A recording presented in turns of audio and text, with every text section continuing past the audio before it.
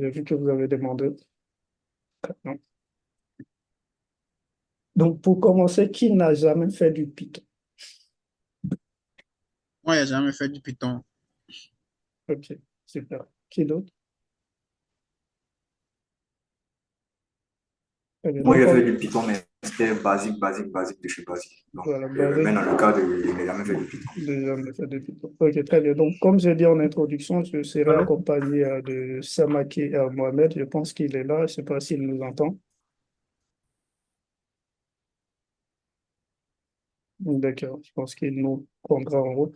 Oui, allô, il y a quelqu'un qui voulait parler. Oui, c'est moi, Georges. Georges Ndiaye. Oui. Euh, je l'ai fait sur Udemy. J'ai fait une formation sur Udemy.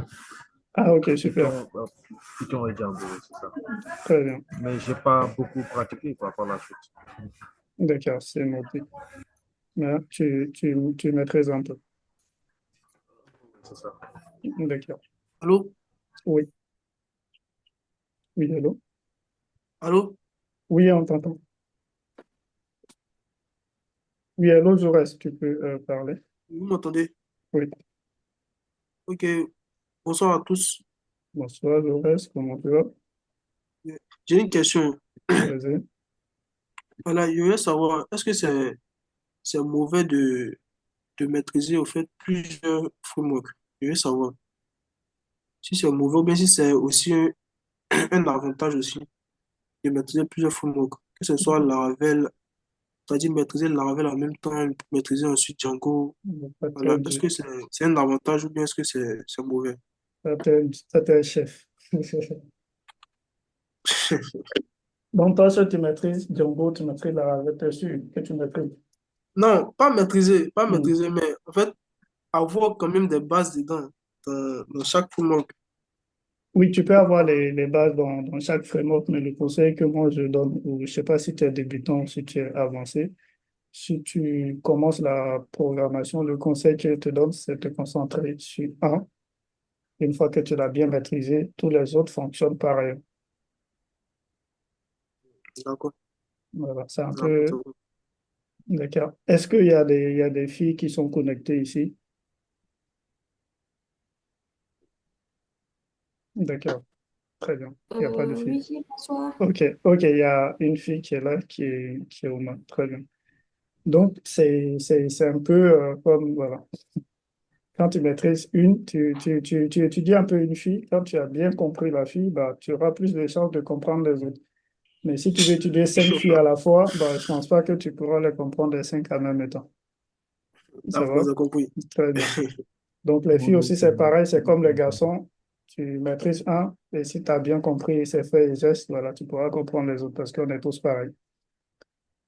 Donc, pour commencer, déjà, quand vous êtes débutant, ne vous jetez pas dans tout à la fois parce que souvent, quand on est débutant, on est un peu stressé. On commence avec du Django, on se dit, bah, il n'y a pas d'offre d'emploi pour Django, donc je vais faire du PHP. On se retourne sur du PHP, bah, il n'y a pas assez d'offres d'emploi. Tu as bien une offre d'emploi où on cherche un développeur JavaScript, pas. Tu vas faire du JavaScript. Le temps que tu es là, tu tournes sur toi. Et demain, quand on te demande qu'est-ce que tu fais, tu dis, je suis développeur full stack. Allez, tu as combien d'années d'expérience? Tu dis, non, je suis junior. Tu vois un peu. Bon. Ils vont te dire, OK, on te rappelle. Ils vont jamais te rappeler. Donc, du coup, Ah, monsieur vous. Soro, ce que vous dites là, Mhm. c'est exactement vrai. Ouais. Mais on fait aussi référence aux différents postes des entreprises. Mhm. Lorsqu'ils font leur poste de recherche d'emploi, on voit qu'il y a une multitude de choses qu'ils demandent. Ils peuvent Ouais. demander en même temps un développeur Laravel qui Mhm. maîtrise Django, qui Mhm. maîtrise React.js, qui maîtrise Mhm. assez de fonctionnalités. D'accord, très bien. Est-ce que c'est pas ça qui entraîne les gens à être éparpillés? Non, non. Maintenant, moi, la question que je pose, est-ce qu'on peut faire un seul projet? C'est-à-dire, on a un projet, le back-end. On va faire le back-end en Django, on le fait en Laravel, le faire en Symfony et puis le faire en JavaScript. Est-ce que c'est possible? Euh, Ou non. voilà. On m'entend? Oui, Samaki, on t'entend. Ah, ok. D'accord, super. En Oui, fait, mon micro passait quoi? d'accord. Donc, du coup, quand tu vois ces gens d'offres, que tu sais que les technos qu'ils ont cités, toi, tu maîtrises une techno là-dedans, bah, tu postules. quand tu vas postuler, à la limite, ils vont t'envoyer un test technique dans la techno que tu maîtrises. Tu prends la techno, tu fais le test technique et tu présentes. C'est tout. Je peux ajouter quelque D'accord, chose. c'est bien compris. Vas-y, c'est marqué. Je pense que tu pourras mieux répondre. Pour ma part, moi, quand je vois ces gens de postes-là, d'abord, la première question, hein, c'était sur les différents frameworks-là. Je pense que les frameworks-là, ils ont tous des patterns, des trucs qui se ressemblent. Donc, Django, je sais que c'est du MVC. Spring Boot, je sais que c'est du MVC. C'est de Laravel, je sais que c'est du MVC. Donc, à chaque fois que je vais aller sur un framework où c'est du MVC, je vais tout le temps demander à savoir comment on structure les projets, où se trouvent les vues, où se trouvent les contrôleurs. Donc, ça fait que c'est très difficile de te perdre quand tu bosses les patterns au lieu d'aller bosser uniquement que les frameworks. Donc, la deuxième question, les multitudes de frameworks qu'on demande dans une offre d'emploi. Moi, personnellement, dès que je vois ce genre d'offres-là, je ne postule pas. Il y a deux types d'offres que je ne postule pas. Les entreprises de création de sites, je ne postule pas. Les entreprises qui demandent beaucoup de techno, je ne postule pas. Pourquoi? Parce que avec l'expérience, j'ai vu que ces entreprises ne payent pas bien. Et puis de deux, la pression est très énorme. Donc, il y a tellement une pression dans l'entreprise qui fait que tu as du mal à apprendre de nouvelles compétences. C'est-à-dire ton week-end, si tu fais pas attention, tu risques de perdre tes week-ends à vouloir, parce que ces gens d'entreprise, qu'est-ce qu'ils font? Quand un projet vient, que le client dit qu'il veut faire ça en Java, il faut que toi, il faut que toi, tu apprends Java. Si un autre client vient qui dit qu'il veut faire en PHP, il faut que toi, tu bosses PHP pour satisfaire la demande du client. Et généralement, ce sont des clients qui sont très exigeants. Donc, toi, si tu veux coder avec ce stress-là, avec tout le temps en train de changer juste avec les humeurs du chef de projet ou du client, bah, tu peux aller le faire. C'est pas impossible de bosser tous ces langages-là. Surtout que ce genre de projet aussi, ça va dépendre du niveau que le gars il demande. Si c'est un niveau basique, tu peux apprendre rapidement et puis le faire. Mais les niveaux qui dépassent les crunchs, ça sera très, très compliqué pour toi. Et moi, je suis quelqu'un, j'aime être à l'aise. J'aime prendre mon temps les week-ends pour bosser d'autres choses. Donc, je ne veux pas vraiment me mettre dans une entreprise. Ils vont me demander de faire tout et tout. C'est vrai que je bosse beaucoup de choses, mais je veux pas que ça soit dans le cadre de l'entreprise. Je veux juste aimer au fait. C'est-à-dire que, arriver au bout d'un moment, quand tu fais les choses qui satisfait le client ou l'argent, ou rechercher l'argent, tu perds, tu perds la passion, en fait. C'est-à-dire, si aujourd'hui, moi, je vais bosser Docker, que dans mon entreprise, on me dit à PHP que je n'aime pas bien, mais parce que le client a demandé de aller bosser ça, tout le temps, je serais triste, au fait. Je vais me dire que j'ai Docker que je veux bosser depuis longtemps, j'arrive pas à le faire, tu vois. Donc, pour ça, moi, c'est une entreprise, là, je ne poursuis pas. On ne poursuit pas. Ok, super. Jusque-là, je suppose qu'on est bon.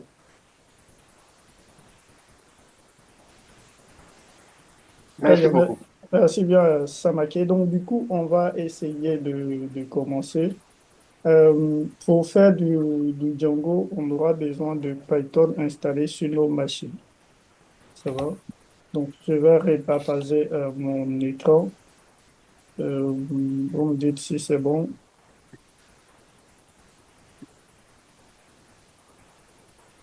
Donc, Ouais, normalement, c'est bon. là, voilà, vous allez voir quelque chose de noir. Et là, c'est bon, vous allez voir le programme. C'est bon, j'arrive à changer d'écran et c'est bon pour vous. Oui, oui, c'est bon. Très bien. Donc, comme je Oui, c'est disais, bon.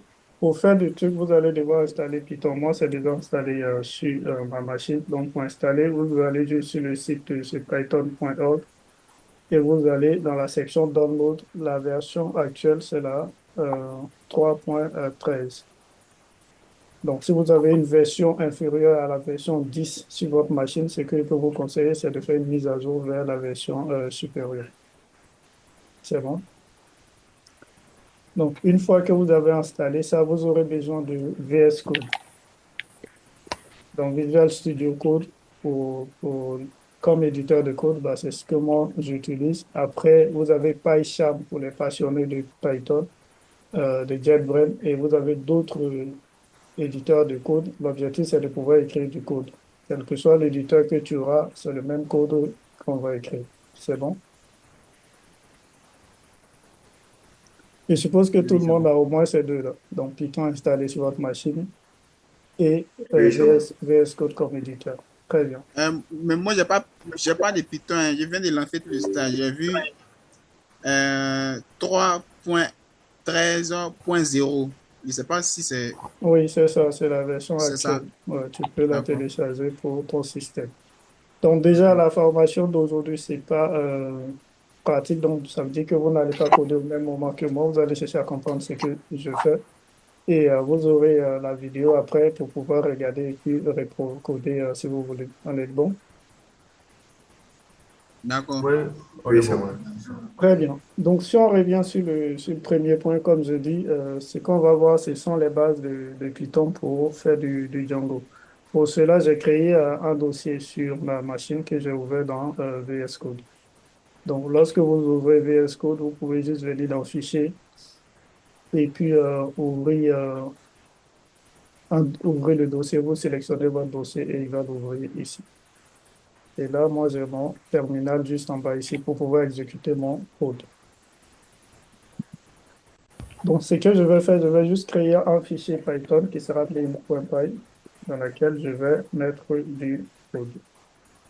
Donc là, je vais juste faire un code de base et print, voilà, bonjour. Et pour exécuter ce code-là, je vais juste utiliser Python 3.12 suivi du nom du fichier et je pense qu'on sera bon. Voilà. Donc, j'ai juste mon print bonjour qui s'affiche ici. C'était juste faire le test. Là, je suppose que vous voyez bien mon écran. Euh, le Python 3.12 là, c'est une commande, Oui, c'est c'est ça, bon. genre, ce sont un truc Voilà. qu'on doit maîtriser. OK, donc je reviens un peu en arrière. Sur moi, ma machine, moi, j'ai la version 3.12, c'est-à-dire j'ai plusieurs versions sur ma machine. Ça va? Donc, la version que Ok, j'utilise, c'est la version 3.12. Sinon, la commande à taper, c'est Python suivi du nom du fichier. Ça va? Donc, si d'accord. vous êtes sur Windows, vous avez juste à taper Python, voilà, main.py. Par contre, si vous êtes sur Mac ou Linux, il faut taper Python 3. Maintenant, si vous avez plusieurs versions de Python, il faut préciser la version de Python que vous avez. Jusque-là, on est bon. Ok, d'accord. Très très bien. Super. Euh, donc, pour ceux qui n'ont jamais fait du Python, après la session-là, je vais vous partager des liens où vous allez aller apprendre les bases des bases des bases. Ça va? Ok, Voilà. Parce compris. que si je vais faire ça ici aujourd'hui, là, on ne va pas s'en sortir. Donc, aujourd'hui, moi, je vais aller directement sur S'il les... vous plaît, monsieur, Oui.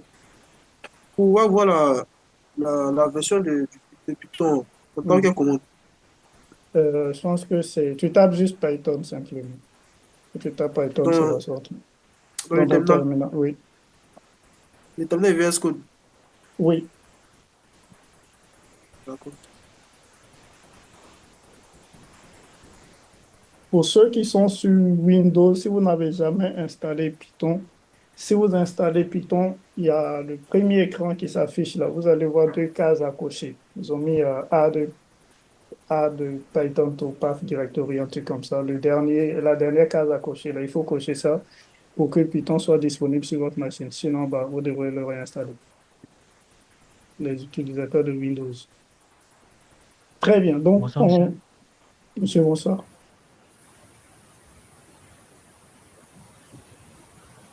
Je ne sais pas s'il y a quelqu'un qui voulait parler.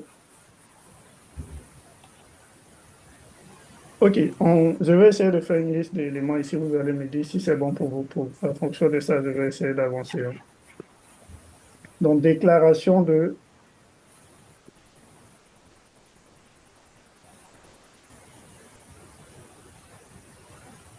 déclaration de variables. Je suppose que tout le monde peut le faire en Python.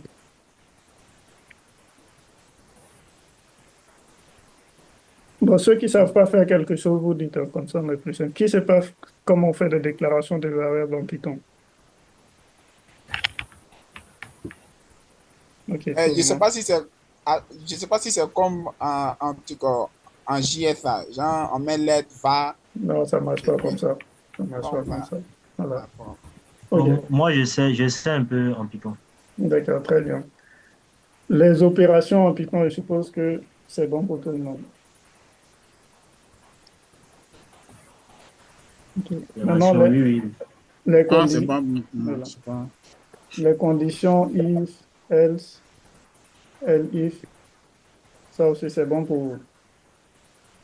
Oui, oui. Très bien. Bon, moi, il y a une condition que je ne comprends pas, hein. Bon, c'est pas le ELIF là. Bon, c'est différent des autres conditions. If, else, ça, je connais. Mais le D'accord. dernier là, je ne connais pas. D'accord, très bien. Je note. OK. Ensuite, on a les boucles. Donc, on a en Python, c'est fort, et puis on a while, il nous faciliter la vie. Les deux boucles, là, je suppose que c'est bon pour vous. Oui, Oui, oui, c'est c'est bon. bon. Oui. Très bien. Donc, les listes, les types de variables.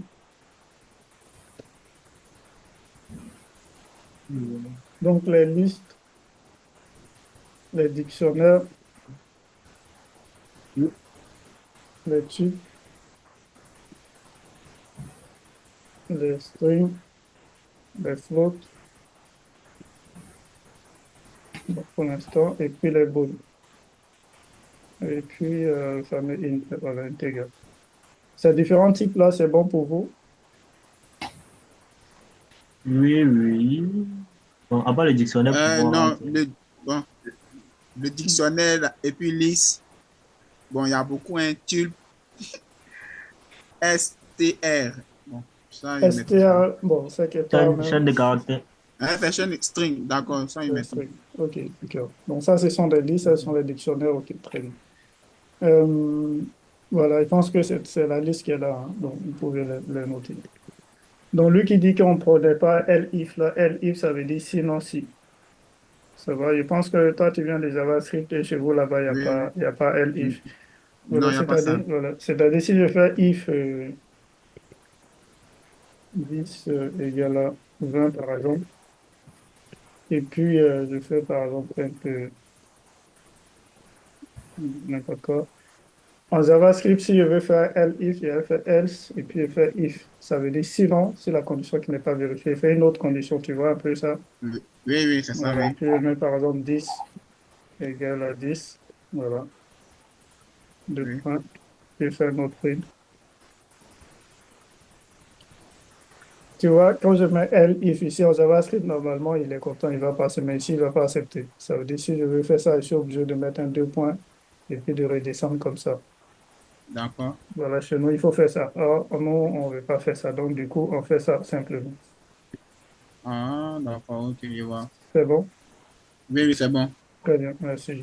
OK, donc je reviens maintenant sur les types de variables là. Donc, pour les listes là, ça, c'est pour ceux qui ne connaissent pas les listes, ça nous permet de stocker plusieurs informations sous forme de tableaux. Donc, pour ceux qui ont fait un peu les maths, les listes, ce sont les tableaux, ou bien, si vous voulez, les listes avec plusieurs dimensions sont des matrices.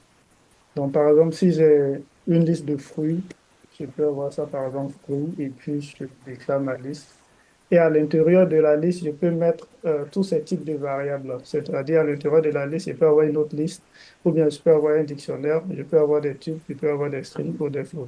Par exemple, là, si on met des fruits n'importe quoi, voilà, je mets tout et n'importe quoi, c'est ici, voilà. On suppose que ça, ce sont mes fruits. Ça va? Et là, c'est une seule variable, mais le type, c'est une liste. C'est bon?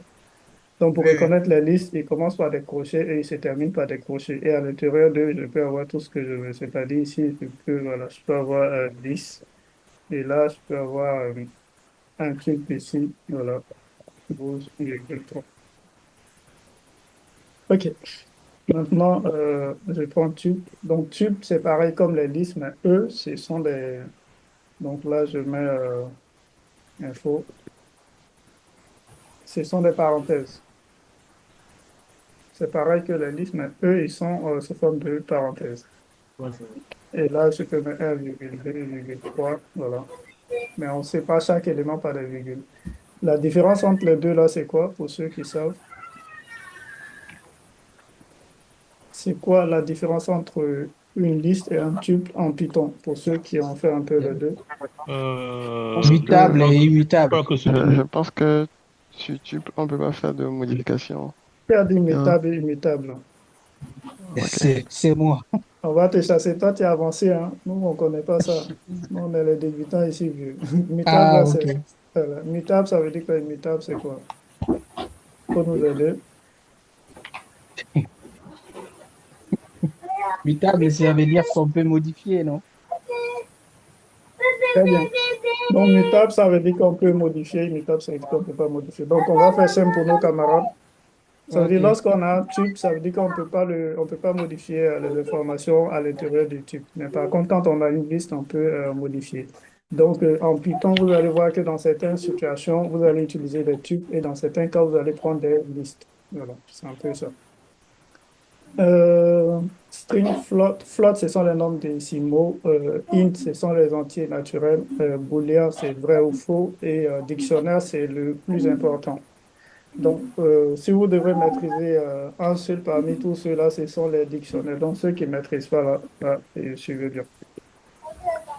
Donc, dictionnaire, par exemple, ça nous permet de stocker les informations dans un objet. Voilà, si on veut dire ça comme ça. Donc, dictionnaire, quand on prend dictionnaire terre à terre, quand on ouvre un dictionnaire, qu'est-ce qu'on a là-dedans? On a un mot et sa définition. C'est bon? Oui, oui. Oui, oui, Voilà, c'est ça. de manière normale, quand je prends un dictionnaire, ça veut dire que j'ai un mot et j'ai la définition.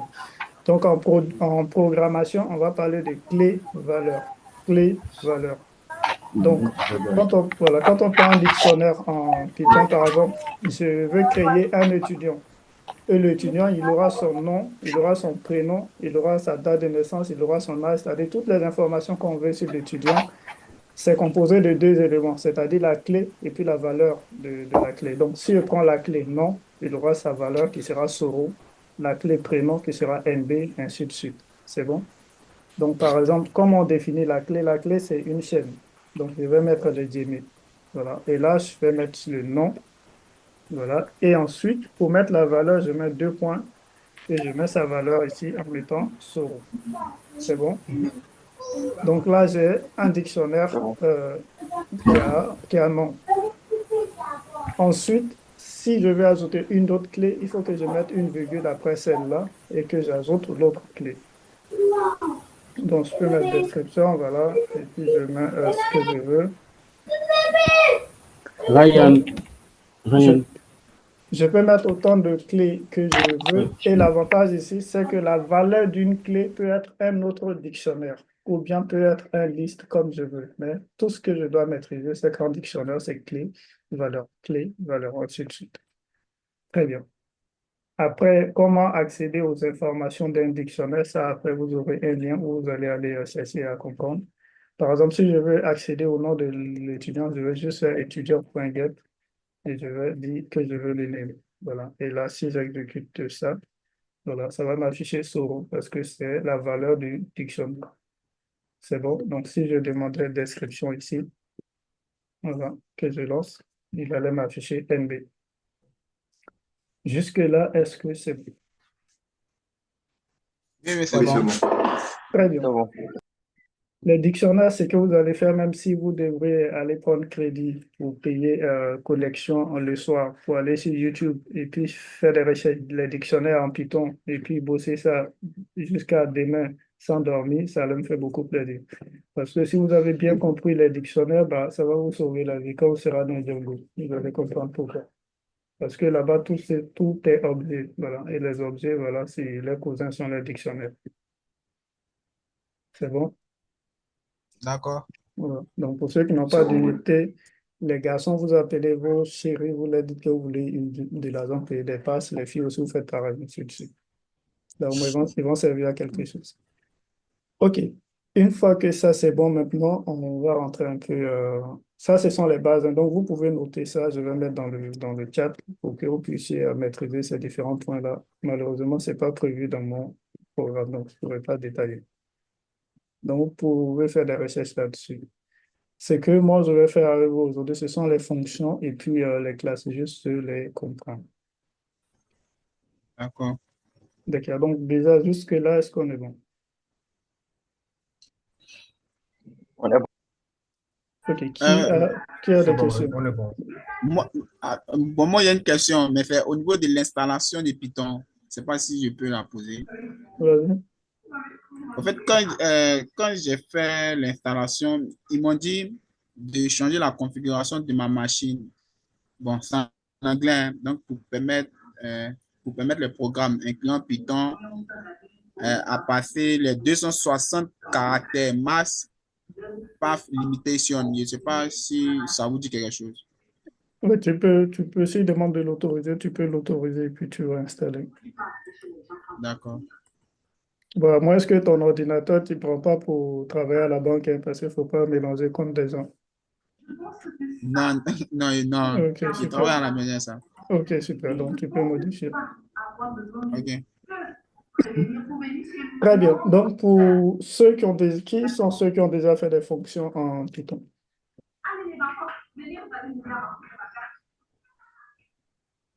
Comme j'ai dit, à chasser ceux qui sont avancés, la personne ne veut répondre. J'ai compris le jeu. Ok, on va plus chasser quelqu'un. Qui sont ceux qui ont déjà fait qui sont ceux qui ont essayé de faire des fonctions en Python dans le passé?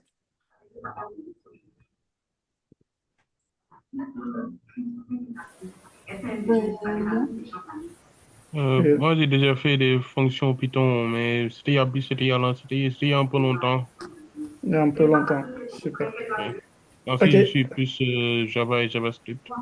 d'accord. Ok, super. Donc, du coup, au moins, vous avez fait ça dans d'autres langages. Ouais, Très bien. Et les autres aussi, c'est pareil, vous avez déjà fait ça dans d'autres langages. Oui, oui. Oui, oui, on l'a déjà fait dans l'autre langue. JavaScript. Très, très bien. Et vous tous, c'est JavaScript Moi, j'ai déjà fait en Python. en Python. D'accord. Les autres, ils disent JavaScript. On Je a vois déjà fait en que. Python aussi. Ok, super. Moi, c'est PHP. PHP, ah, ok, super. Au moins, il y a d'autres gars de PHP. D'accord. Très bien. Java. Voilà, en Java. Ah, ok. C'est qu'il y a les doyens sont là. Mes respects. Ce sont les seuls gars Le que W nous. langage aussi, hein. Le W langage. Ah là, moi, je sais pas ça, c'est quoi, hein. Là, nous, on est encore les jeunes. Tu vois qu'on a les doyens ici Non, ce soir. c'est WinDev. W langage, c'est C'est WinDev, quoi. C'est pas Windows. trop. Ah, mais ça, c'est pour les doyens. Nous, on est des gens de 2000. Nous, c'est PHP, Python. Nous, on connaît. Ok, Ah, respect, les d'accord. gars. Voilà. Désolé D'accord. si j'essaie de mentir, essayez de me ramener sur le Non. droit chemin. Très bien. Donc, déjà, c'est quoi une fonction? Ça, c'est la première question. C'est quoi une fonction pour vous? Vous pouvez répondre, hein? À une fonction, en gros, c'est comme en mathématiques, c'est quelque chose qui reçoit des paramètres ou quelque chose et il le transforme pour donner un résultat, quoi. En gros, quoi. C'est ce que je me dis. Tout le monde a fait des mathématiques ici. Il y a des Oui. gens, ouais. Oui, oui, oui. Oui, le problème des gens qui aiment les mathématiques, ils oublient que quand on faisait les maths, il y a des gars qui n'aimaient pas les maths et qui ne venaient pas suivre les cours de maths. Donc, quand tu fais ça, ils vont se fâcher, ils vont partir. Euh, pardonnez, ne partez pas, hein, ils plaisantaient. Donc, tu peux répondre un peu l'explication sans utiliser les mathématiques pour leur Ok, faciliter la vie. bah, c'était juste pour donner une idée, quoi. Voilà, Parce que je d'accord. me dis, bon, peut-être si certains ont des backgrounds en En mathématiques. mathématiques. Donc, on peut dire, en gros, une fonction, je sais pas comment l'expliquer, Ah là, ce sont les gars ah, de c'est maths. Bon, là, c'est un il est peu désolé, hein. compliqué. Voilà, c'est ça. C'est un peu compliqué parce que ça va paraître un peu abstrait, quoi. Mais Abstrait, effectivement. Moi, D'accord. monsieur, Vas-y. Oui. moi, je peux dire une fonction permet d'englober plusieurs instructions. D'englober plusieurs instructions. Oui. D'accord. Et pourquoi même on écrit des fonctions? La question, c'est pourquoi. bah, les fonctions nous permettent de beaucoup, moi je pense, bon, en programmation surtout, de beaucoup factoriser, quoi, de, des choses qu'on devait peut-être plus détailler et essayer de factoriser une partie du code, quoi. Ça nous permet de réduire, quoi. Après, c'est... Non, non, ouais, je suis pas d'accord. Bon, il peut dire En on fait, écrit des fonctions pour, pour nous permettre d'exécuter plusieurs instructions en même temps, on appelle une seule fois pour essayer de faciliter. Donc, OK, Bon, ça permet de réduire, non, au fait. pas réduire. Est-ce que tu as dit ça, quelqu'un va te dire, moi, au moment où je ne maîtrisais pas les fonctions, tout ce que vous dites là, ça passait pas, parce que moi, je pouvais faire tout ça sans utiliser les fonctions, en fait. OK, donc ça nous permet de réutiliser, de ne pas, comment on appelle, réécrire les mêmes codes plusieurs fois. Ça va? Donc, on va écrire une fonction pour pouvoir la réutiliser lorsqu'on a besoin d'exécuter cette instruction-là. Donc, il y a la notion de réutilisation qui va venir là-dessus, raison pour laquelle on écrit des fonctions. Lorsqu'on va commencer à écrire du code et qu'on voit que ce code-là, on l'a déjà écrit ici et on l'a répété encore dans un autre endroit automatiquement, on va s'arranger à faire une fonction qui va nous faire ça et réutiliser cette fonction-là partout où on en aura besoin. C'est bon? D'accord. Voilà, on peut écrire une fonction et puis c'est pas optimisé. Et le pire, même souvent, on écrit une fonction et puis ça rend le code encore plus long. Voilà. OK, donc en Python, déjà, pour créer une fonction, on a un mot-clé que nous, on utilise qui s'appelle def. Ça va? Donc, lorsqu'on va mettre le def, je suppose que vous voyez mon écran, on va mettre le nom de la fonction. Donc, je vais juste écrire nom fonction.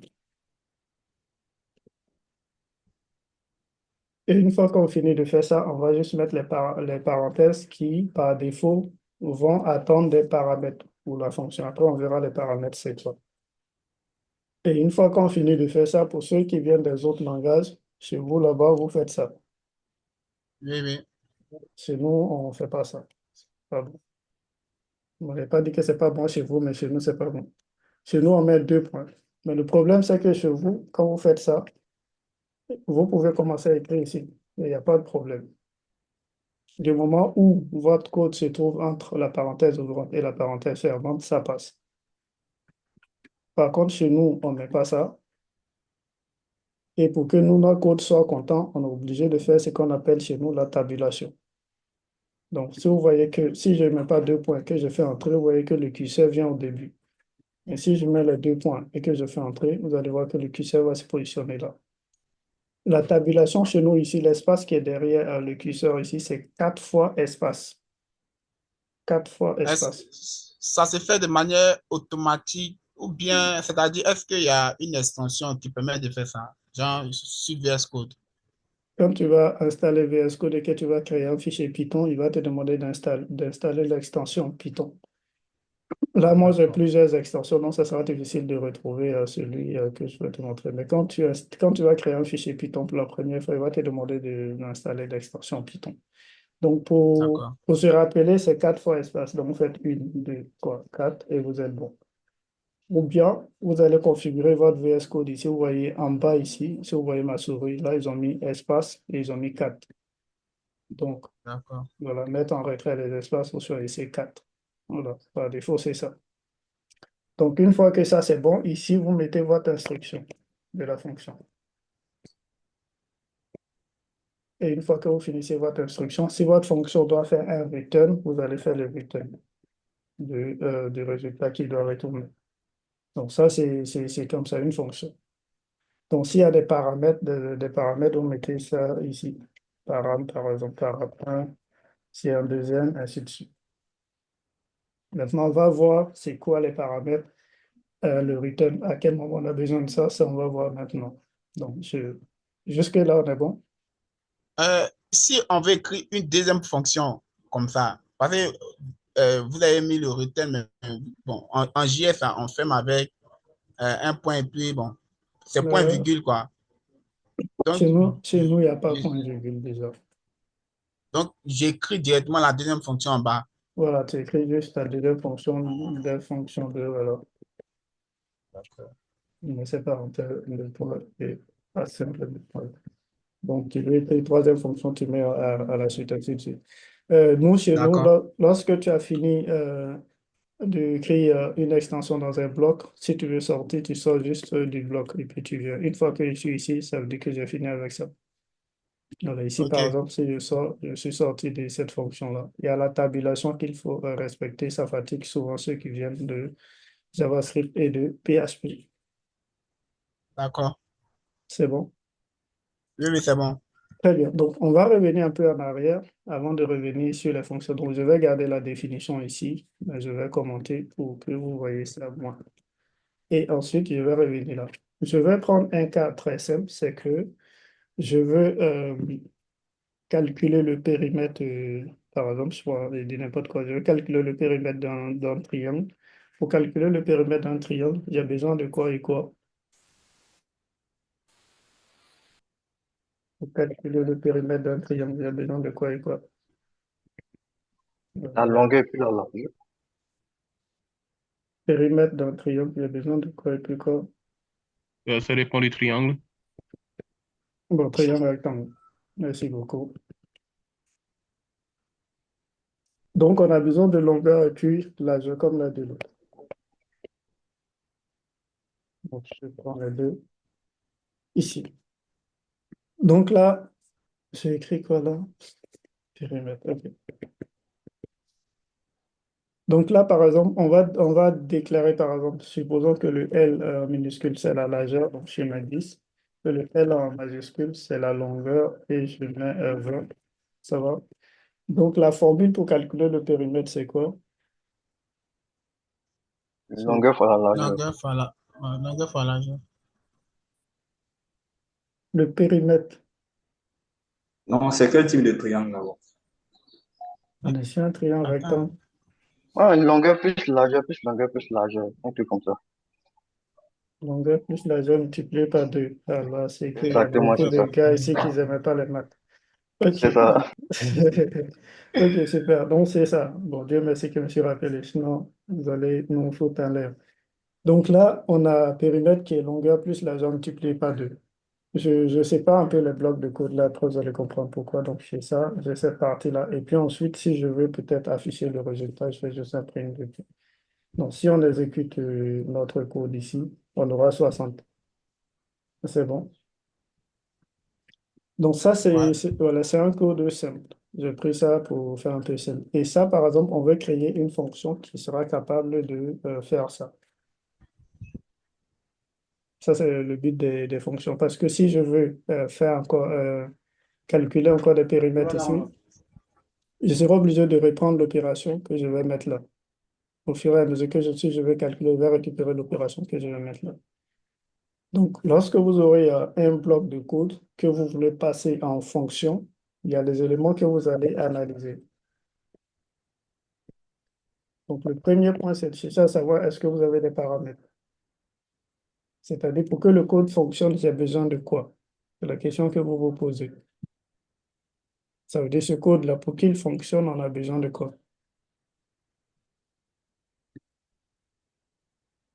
C'est une question. La longueur, la largeur. Très bien. On aura besoin de la longueur et puis de la largeur.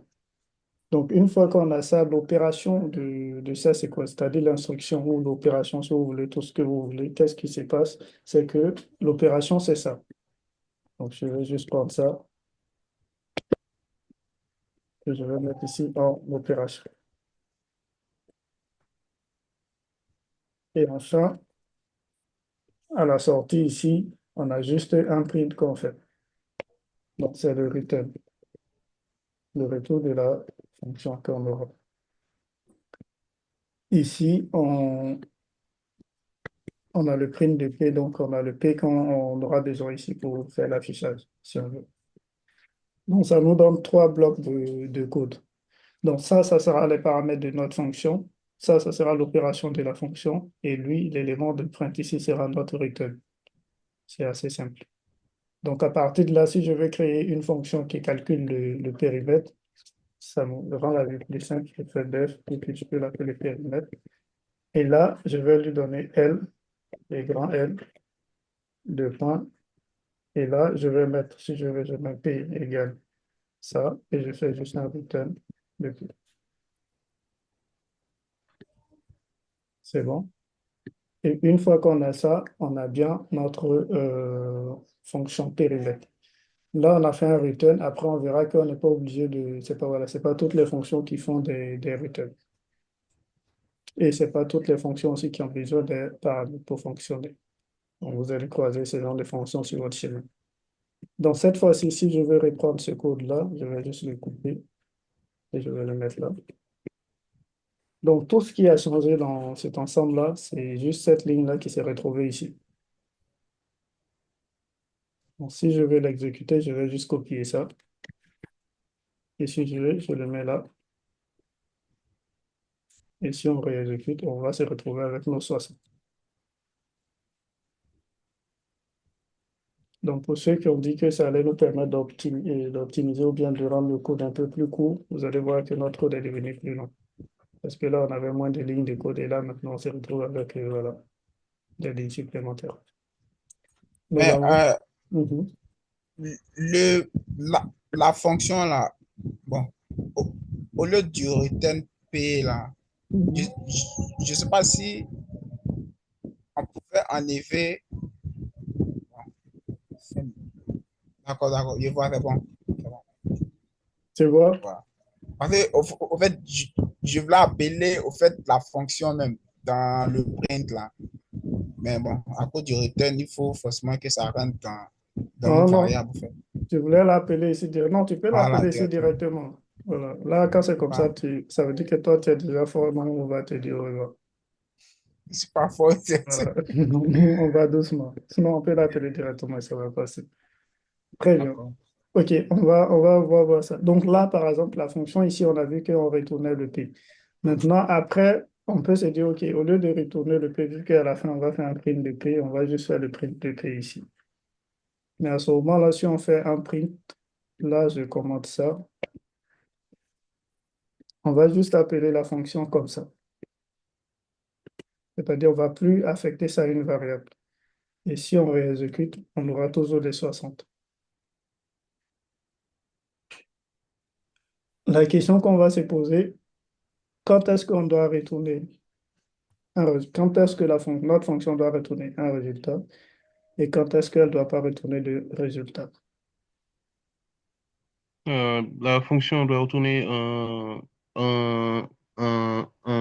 résultat si on en a besoin. Donc, si le résultat de la fonction, après, on refait quelque chose avec, la fonction doit retourner un résultat. Très bien. Si on n'a pas besoin du résultat de la fonction pour autre chose, ça suffit juste de l'afficher. Très bien, super, merci. Tu peux nous rappeler ton nom? Aboubakar Diom. Aboubakar. Merci bien pour la réponse, c'est correct. Qui n'a pas compris ce qu'il a dit? OK, donc là, bon, on est entre nous les débutants, on va reprendre. Donc là, tout à l'heure, on a fait return de P. Et là, vous avez vu que j'ai déclaré P là. Et que, voilà, donc si on revient sur l'ancien format, donc ça veut dire qu'à partir de là, j'ai le P. Le P, c'était quoi? C'était le résultat qui était là. Donc je commande ça. Voilà, on avait fait return P. Donc le P qui était là, c'était le résultat de la fonction. C'est-à-dire quand la fonction fait ses calculs, le résultat final, c'est P qui le retourne. Donc on le récupérait là. Et dans la suite du programme, on a accès à P. Ça veut dire que je peux faire P multiplié par 20 si je veux. Voilà, et puis je réexécute. Voilà, j'aurai 1200 et ainsi de suite. Donc, je peux faire des opérations avec P, je peux l'utiliser pour faire tout ce que je veux à la suite du programme. Là, je ne suis plus dans la fonction version dehors. Ça veut dire que j'ai besoin de ce P-là, de ce résultat-là. Donc, la fonction doit faire un return. Donc, si vous voyez un return, ça veut dire que la fonction retourne quelque chose. Mais si on n'a pas besoin de faire ça, bah, voilà, on va juste faire un print ou on ne va rien faire. Donc, vous allez voir des fonctions qui font des primes ou qui ne font absolument rien. Donc, ils vont juste nous servir à modifier un comportement et on pourra les utiliser par la suite. Jusque-là, on est dans des fonctions classiques. Je suppose que jusque-là, c'est bon pour tout le monde. OK, ça fait 1 h 7 minutes qu'on est ensemble. Qui ne comprend absolument rien dans tout ce qu'on est en train de faire? C'est-à-dire là, s'il se demande qu'est-ce qu'il est venu faire là. Et dans ce cas-là, très bien, ça veut dire que ça commence à aller. Maintenant, qui est assis depuis là, c'est-à-dire, il se dit, ah, bah, à cause de ça, je suis venu ici, là. S'il y a quelqu'un, ça veut dire que lui, il est assez avancé. Reparti. Très bien. On est content. Tout le monde est encore débutant. Super. Donc, on va voir encore d'autres types de... on va rester toujours sur les fonctions, mais cette fois-ci, on va grandir un peu, parce qu'après, il faut qu'on puisse jouer au dangereux au cas type. Là, on a vu les paramètres. On va revenir sur les paramètres. Je déclare une fonction. Cette fois-ci, on va prendre une fonction somme. Voilà. Et on va supposer qu'on veut faire la somme de deux nombres. Ça va? Donc, je mets A et B. Et là, je vais juste faire un return simple de A plus B. Voilà. Donc, si je fais un print de somme de 10 et 20, voilà, merci beaucoup pour ta proposition. Si j'exécute ça, j'aurai 30. Donc, je nettoie ma console, j'aurai 30. Ça, c'est une fonction qu'on a créée. Elle est fixe. Ça veut dire, si tu veux utiliser moi ma fonction, elle a besoin de deux paramètres obligatoires. Tu dois mettre les deux paramètres. Si tu ne mets pas, ça ne marche pas. On est d'accord? OK. Maintenant, on se trouve dans une situation où on a une fonction qui a un paramètre obligatoire et le second est optionnel. Ça veut dire le A, il est obligatoire, mais le B, il est optionnel. Donc, vous pouvez vous retrouver avec 4 paramètres, 5 paramètres. Ce sont des cas de figure qui peuvent arriver, mais il y a des paramètres qui sont optionnels. Donc, quand il y a des paramètres qui sont optionnels, on les met à la fin. Donc, on va commencer par ceux qui sont obligatoires, on les met à gauche, et ceux qui sont optionnels, on les met à droite. Donc, dans ce cas-là, on a dit que B était optionnel. Dans ce cas, on va déclarer A, et le B ici, vu qu'il est optionnel, on va se dire quelle est sa valeur par défaut. Donc, si tu es optionnel, ça veut dire que tu as une valeur par défaut. Donc, soit ta valeur c'est 0, soit c'est 10, soit c'est 20. Donc, on va dire sa valeur par défaut, c'est 5. Donc, moi, maintenant, je vais appeler ma fonction en dessous. Et cette fois-ci, je ne vais pas lui passer le B. Je vais juste lui donner 10. Si on exécute, on va se retrouver avec 15. Pourquoi on a 15? Parce que là, on n'a pas passé le B. Jusque-là, on est d'accord? Oui, oui. OK. D'accord. Ces points qu'on est en train de faire, ce sont les points qu'on va voir dans Django. Donc, si vous ne comprenez pas, vous dites, je explique. J'essaie de faire tous les cas de figure possibles. Ça Donc, va. voilà. Donc là, par exemple, on peut avoir un troisième paramètre qui est C, qui est lui aussi optionnel.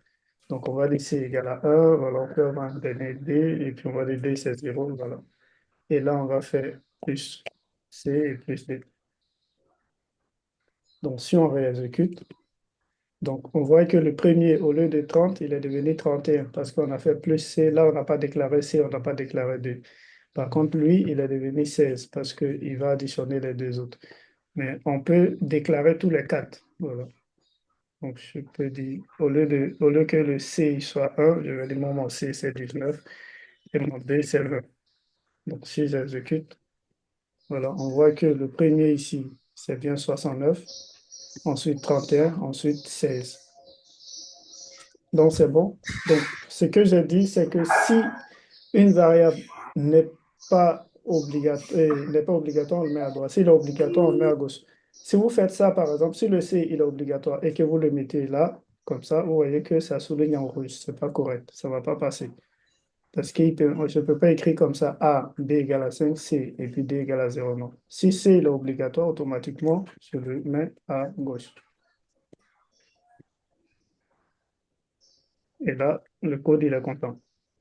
Donc, on va utiliser le terme content, pas content. Donc, s'il n'est pas content, ça veut dire qu'il y a un bug. S'il est content, ça veut dire que ça passe. Ce point-là, vous avez compris ça? Oui, bien, on a compris.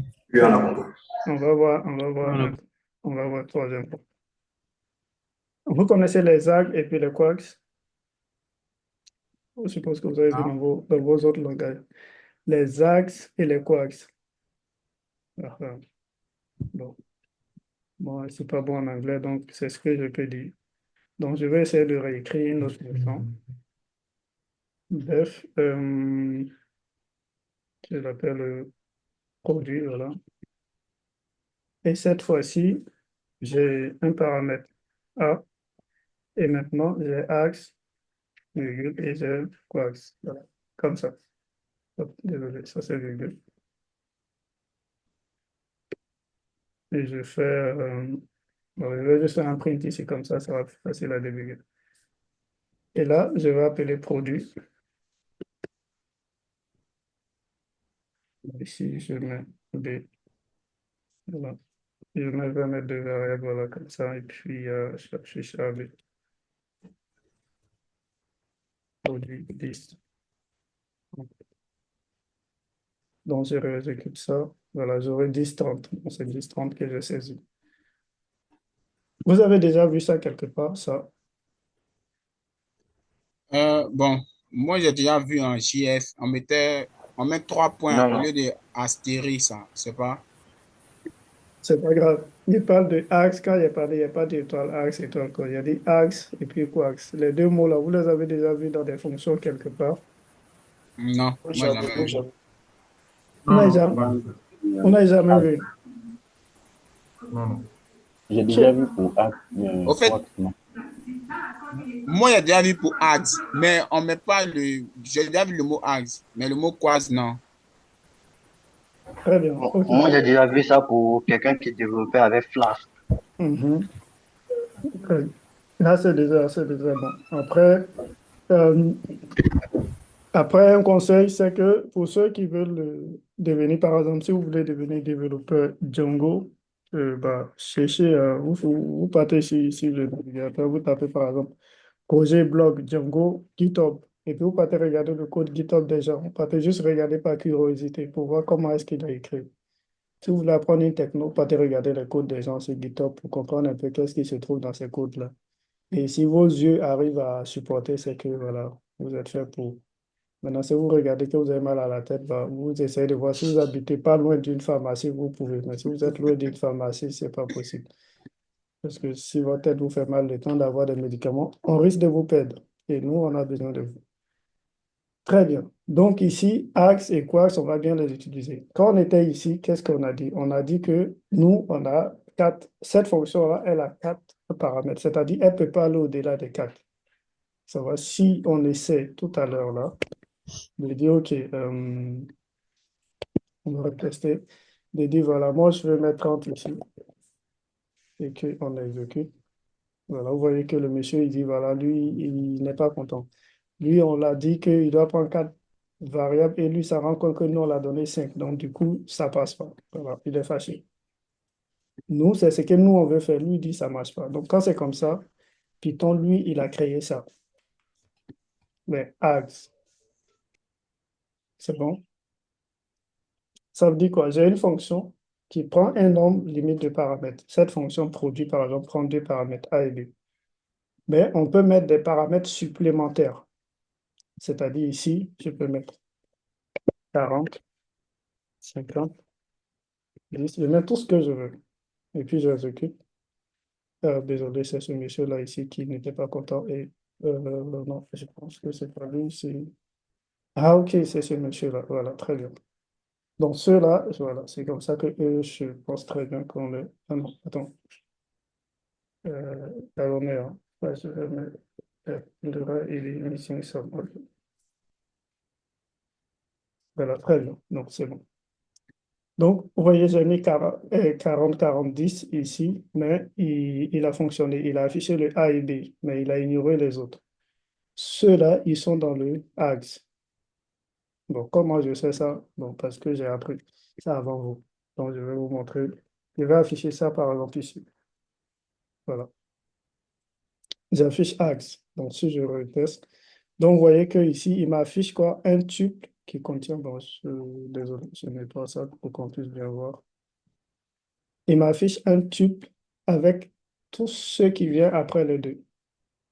40-10. Donc, si ici, je m'amuse à mettre 23, 34, 35, tout ce que je veux, je peux mettre ici. Et ce qu'il va faire, il va toujours les ajouter dans le axe ici. Jusque-là, est-ce que c'est bon?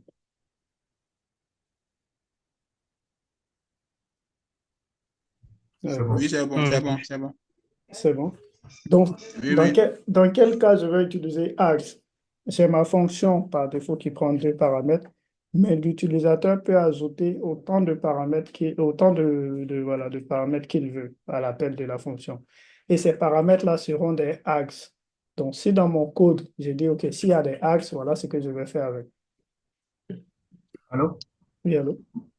est-ce qu'on peut avoir un exemple De d'un cas quoi? d'utilisateur, D'un cas d'un client? d'utilisation. Très bien. Oui, c'est Donc, ça. Ok. on va répondre. Donc, on va revenir avec notre fonction somme. Comme ça sera plus clair. Je reprends cette fonction somme-là et j'enlève ça. Je mets axe et hop, non. OK, merci. Et je mets coax.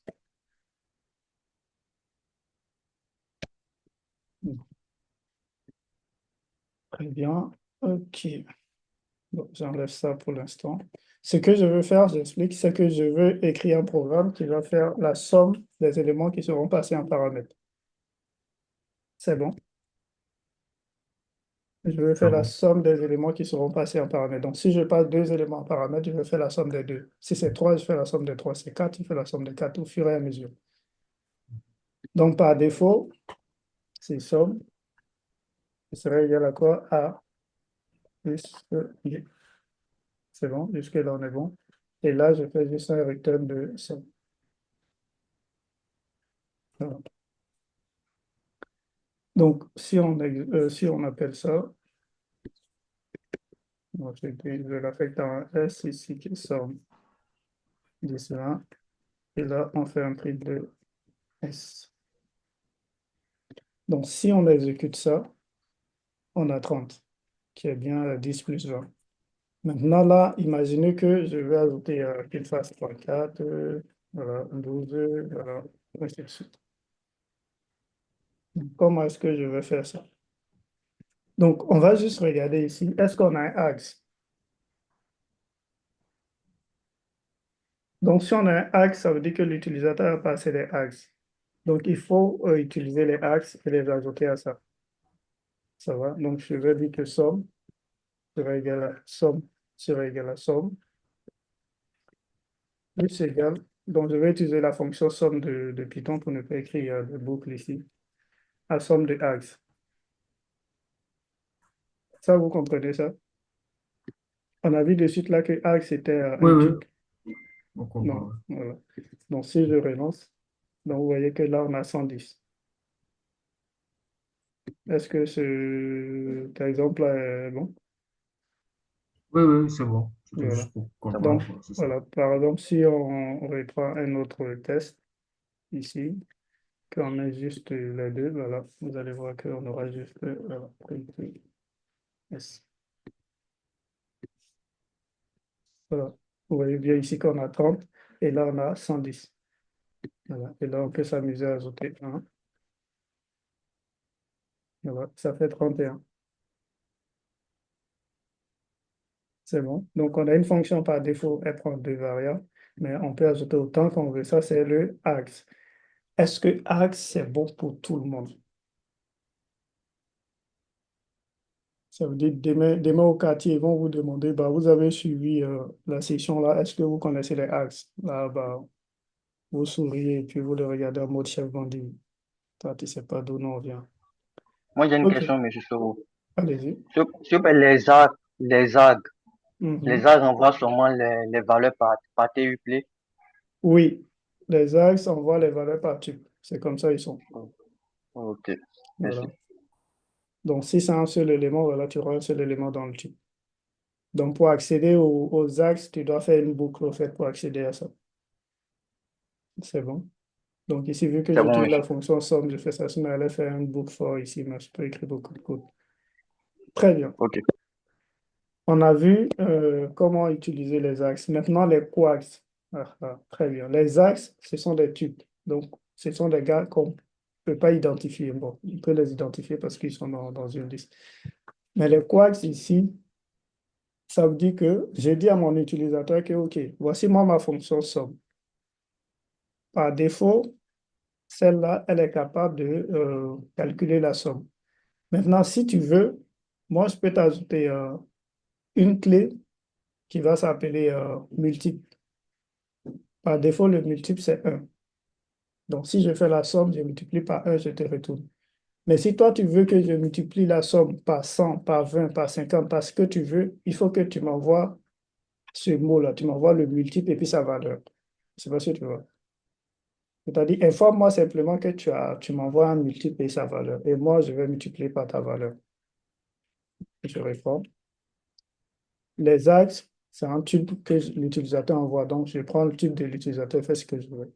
Mais les quarks ici, c'est bien précis. Ça veut dire quand je veux, si l'utilisateur doit envoyer un élément dans le quarks, c'est une clé que moi, ma fonction connaît. Donc, je fais un exemple comme ça, on va bien se comprendre. Sinon, il y a d'autres qui dévaluent, il raconte quoi. On répare. On répare toujours avec notre fonction somme, donc je vais commenter cette partie-là. Il faut qu'on passe aux classes, mais on va terminer sur ça. Donc, je prends la même fonction, et cette fois-ci, donc, je vais reprendre le même script qui fait la somme en fonction des quarks et tout.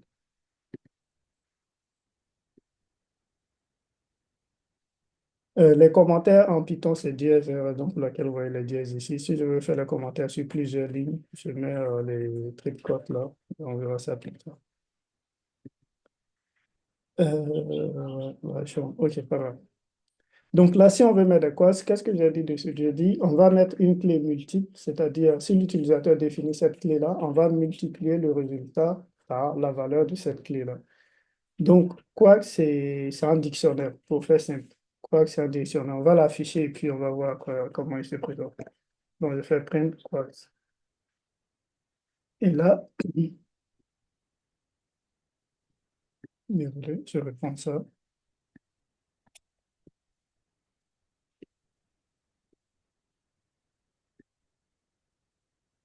Donc ici, je vais afficher axe, comme ça on va voir la différence entre quarks et puis axe.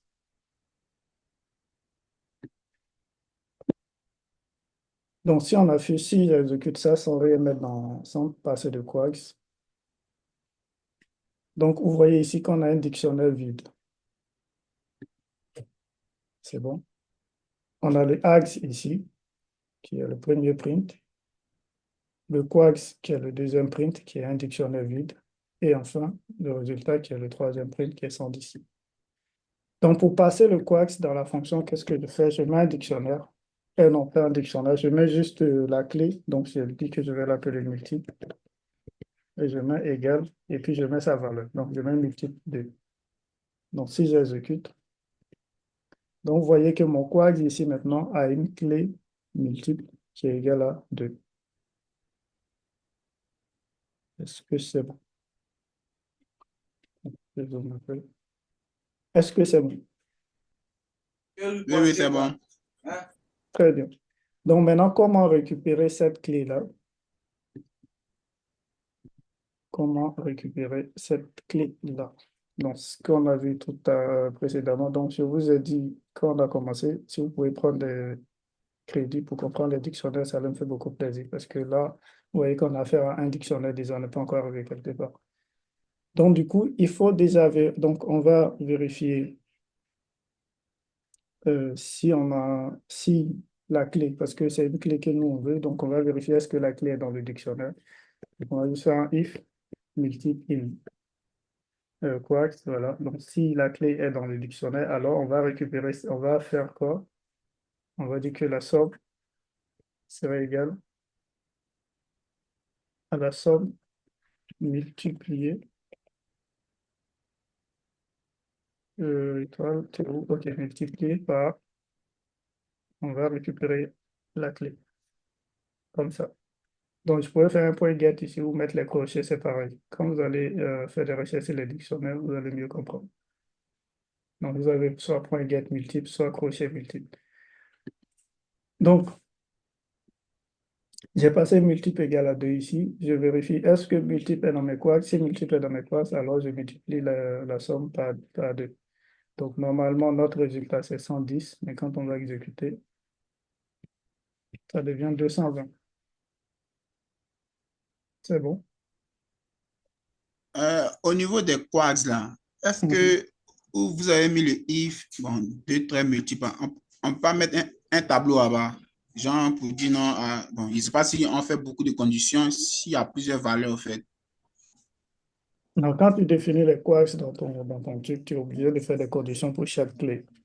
Ah, d'accord. Voilà, parce que l'utilisateur, comme j'ai dit, les quarks, ce sont des variables optionnelles. Là, on est dans des cas de variables optionnelles. Un peu ici, on a vu les variables optionnelles prédéfinies, c'est-à-dire là, ici, ils sont définis. Voilà. Mais par Oui, contre, oui. ici, c'est l'utilisateur qui décide de les envoyer ou pas. Donc, D'accord. si il décide de passer le quarks, donc on le met et puis on envoie. Si on ne met pas le quarks, bah, le code il va fonctionner comme. Donc, je peux juste faire ça. Voilà, je compte. Et là, je peux juste décider de mettre le quark simplement. Oui, le quark sans mettre de axe. Donc là, ça me fait 60. C'est bon. Là, vous voyez que le axe, il est vide. Oui, oui, c'est bon. Le code n'arrive pas là et il fait le but. Quand on va arriver dans Django et qu'on va créer une fonction et que vous allez voir qu'il y a étoile axe, étoile quarks, et qu'on va faire les traitements sur les axes, sur les quarks, ne venez pas me demander axe, c'est quoi, quark, c'est quoi. On est d'accord? Parce que ça, vous allez voir beaucoup là-bas. Donc, si vous regardez un peu les codes, vous allez voir ça là-bas. Donc, ça, c'est un dictionnaire et ça, c'est un tuple. Donc, vous retenez juste les deux. Tuple, dictionnaire. Voilà. Donc, si vous voulez, vous dites tuple, c'est le petit frère, il a une étoile. Dictionnaire, c'est le grand frère, il a deux étoiles. Donc, retenez comme vous voulez, mais arrangez-vous à les reconnaître. Très bien. Et l'avantage aussi, c'est que, bah, on peut avoir des fonctions qui n'ont pas de paramètres et qui ont juste axe et puis quarks. Dans ce cas-là, on met somme égale à 0 et on a juste ça. Donc, si j'exécute ici, j'aurai le même résultat. J'aurai 60 parce qu'il va considérer 10 et 20 comme des axes. C'est bon?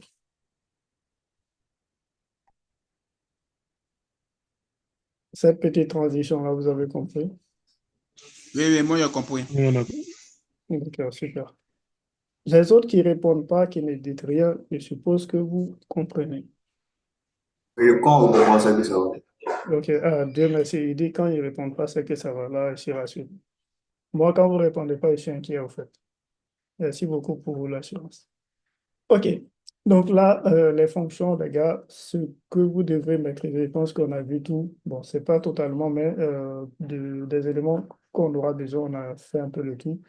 Donc, vous aurez une semaine. Donc, pendant les une semaine, là, on va vous partager des ressources avec Samake. Vous allez essayer de vous entraîner sur les fonctions, les axes, les quarks et tout ça. Vous aurez des exercices aussi là-dessus à faire. Donc, ça va vous permettre de mieux les comprendre.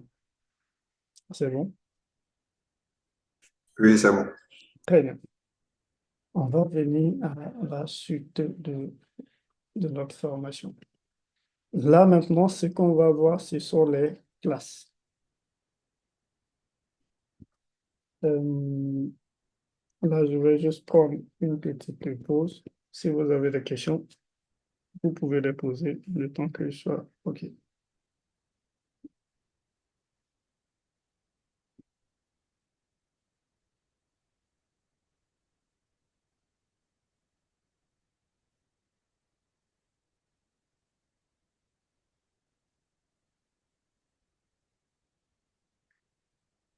Si vous avez des questions, n'hésitez pas, hein. On est là et on vous écoute.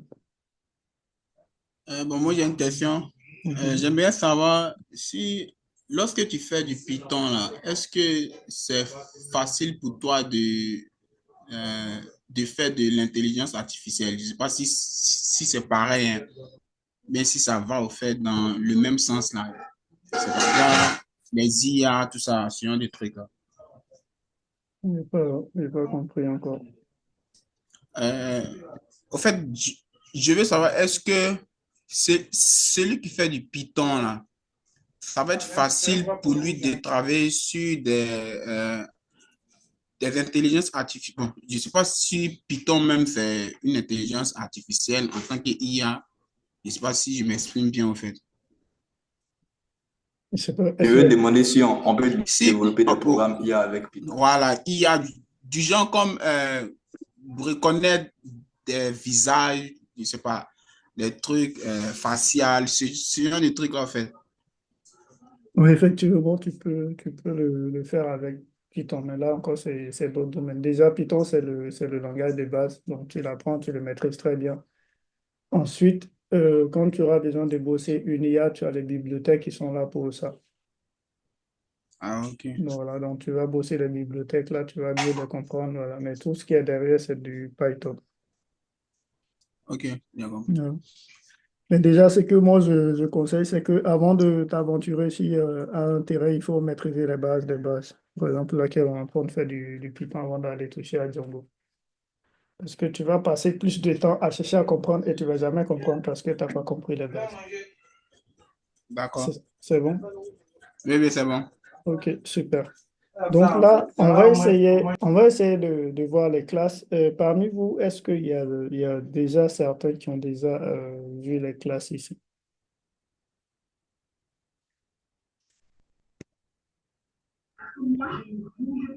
Les classes, oui, mais bon, c'est du Java, donc, yeah.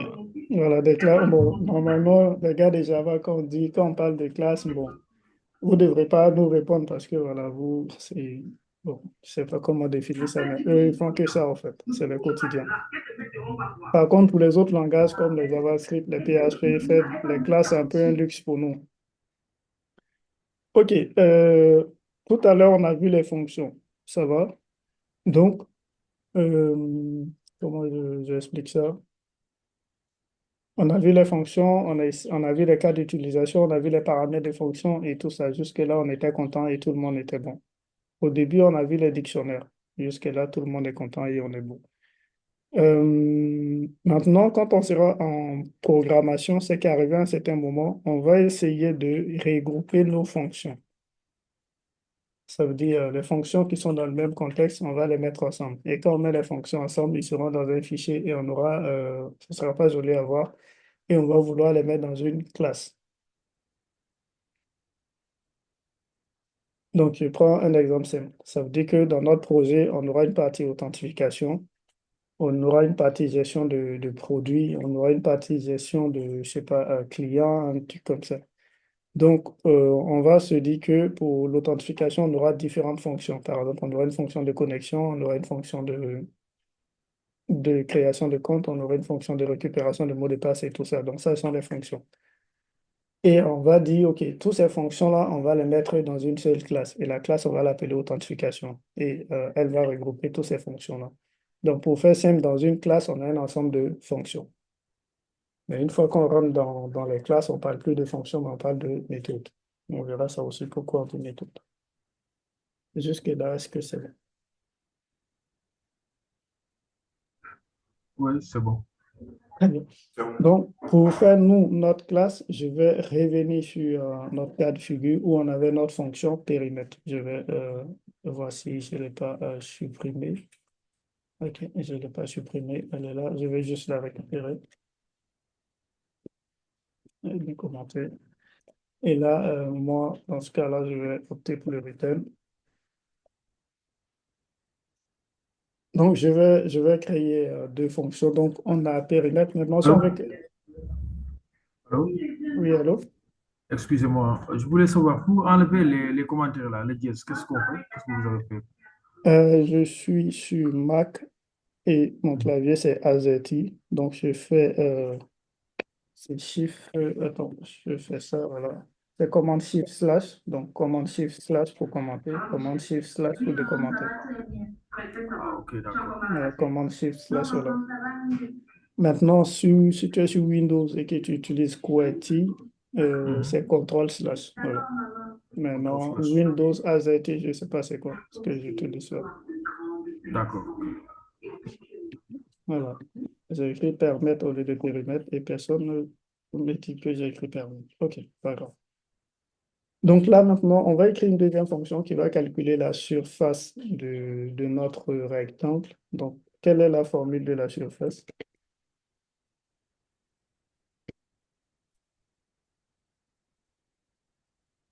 Longueur fois largeur. Longueur fois. Ok, super, merci. Donc, c'est longueur fois la largeur. Très bien. Donc là, on a deux fonctions. On prend un cas de figure. Donc, on va supposer que ces deux fonctions-là, ils appartiennent à la même famille. Ça va? Donc, leur famille, on va l'appeler rectangle, pour faire simple. Donc, nous, on veut regrouper ces deux fonctions-là ensemble. Donc, pour les mettre ensemble, on va créer une classe qui va s'appeler rectangle. Mais après, on va ajouter ça dans cette classe-là. En Python, pour créer une classe, on va juste mettre le mot classe et suivi du nom de la classe. Donc, cette classe-là, on va l'appeler rectangle. Ça va?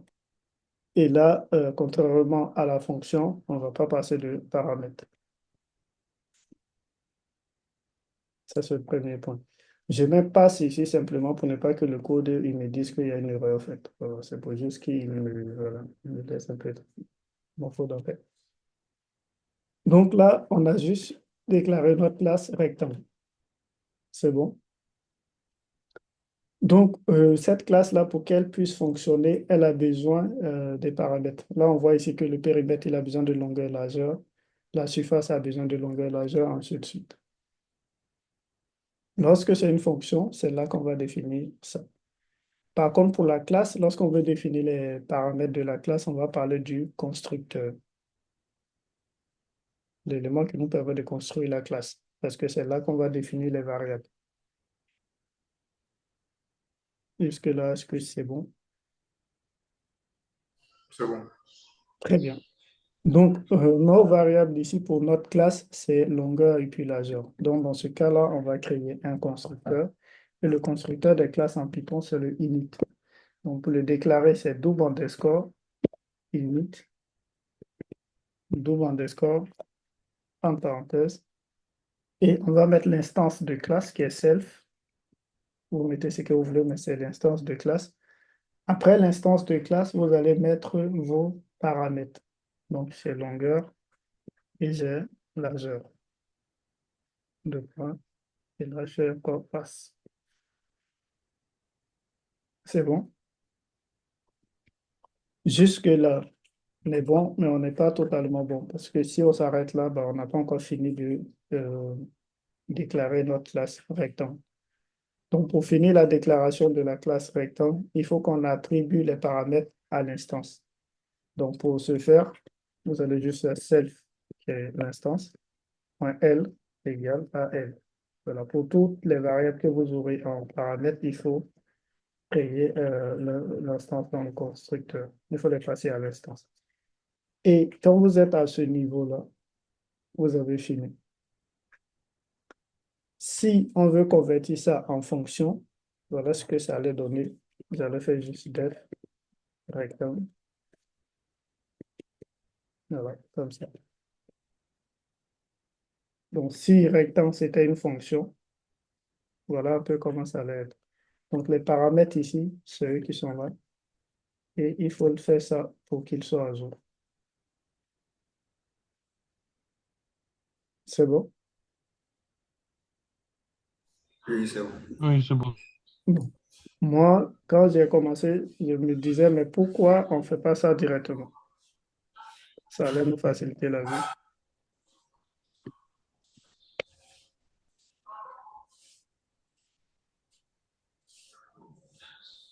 Ça va?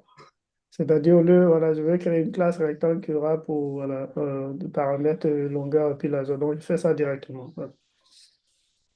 Bon, malheureusement, ça allait être plus facile pour moi de comprendre à ce moment-là, mais bon, on dit ça ne se fait pas comme ça. Donc, vu qu'on ne fait pas comme ça et que c'est comme ça on fait, donc c'est comme ça on fait. Après, on va chercher à savoir qu'est-ce qu'on met ici. Parce que là, c'est réservé pour autre chose. Ce n'est pas réservé pour prendre les paramètres. On verra ça plus loin. Je ne sais pas si quelqu'un voulait dire quelque chose.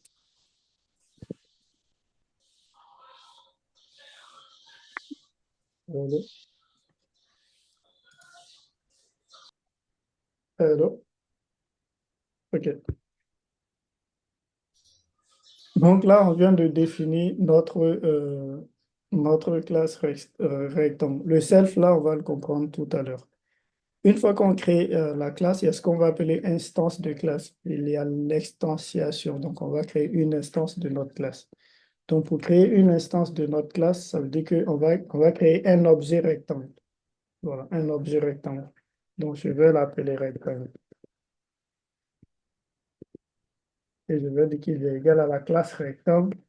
Et quand je mets ça, vous voyez qu'il me dit en paramètre de définir longueur et puis largeur. Ça sera un peu bizarre, mais bon, c'est comme ça. Vous voyez? Lorsque j'appelle la classe, c'est-à-dire quand on fait l'appel de la classe, on va l'affecter à une instance. Et rectangle ici, c'est un objet. Donc, c'est un objet qui est une fonction rectangle. Ici, je vais mettre S pour ne pas confondre les noms. OK. Ou bien, on fait simple. Lui, on l'appelle rectangle 1. Voilà. Comme ça, c'est mieux. Donc, ce rectangle qui est là, c'est un objet rectangle.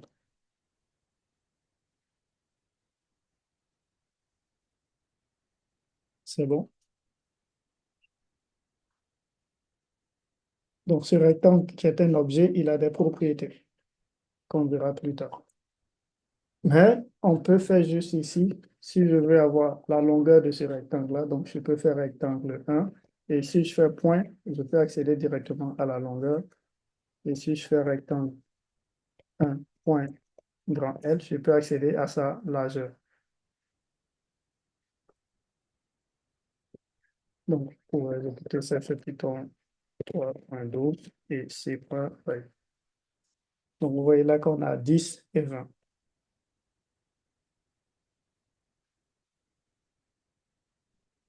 Donc là, lui, c'est un objet. Quand on dit objet, ça veut dire qu'on veut accéder à un élément d'un objet, on va faire point et accéder, ainsi de suite. Si c'était un dictionnaire, j'allais faire crochet.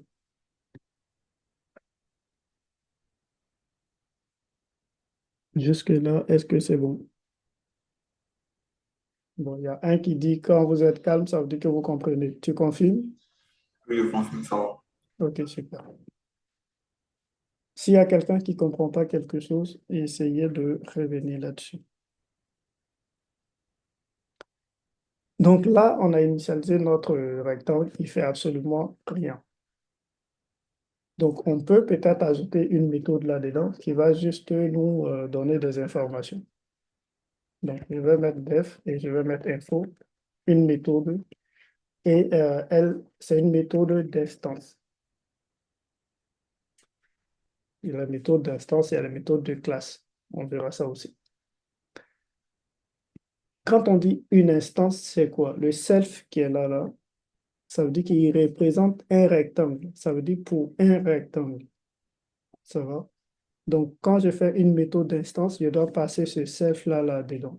Parce que c'est lui qui va me permettre d'accéder à tous les éléments du rectangle qui seront dans la classe. Le self va me permettre d'accéder à la longueur et à la largeur. C'est bon?